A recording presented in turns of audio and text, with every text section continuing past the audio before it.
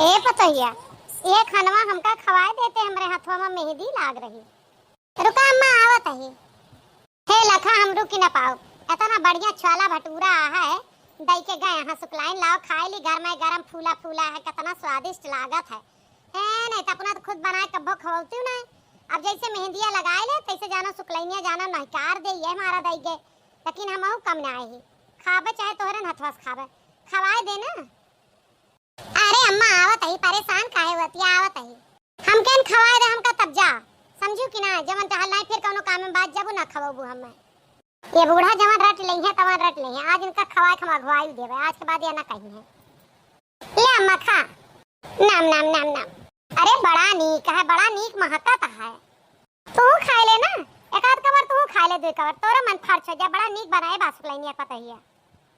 नहीं नहीं अम्मा तू खा, हम ना खावे। नाम नाम नाम नाम, बड़ा नीक है, तनी खाए ना लेते, एक ठो हम खाए ले, एक छताए खाए ले। ए अम्मा हम ना खा सके, हम अबही लेटरिंग गए रहन, हमार पेट पिराता है। काऊ हमें तो ना बताता है पेट पिराता है, अब का बताई लेटरिंग ये सब के आवत है, हाथों ना धोए रहन तो का कह दू तो खवावे लागे वहां आए महकत है ज्यादा। छी तई काऊ की है, हम कल लेटरिंग वाले हाथ से खाना खवाए है। क्या करी जब पीछे पारी रही बुढ़ान चाहता।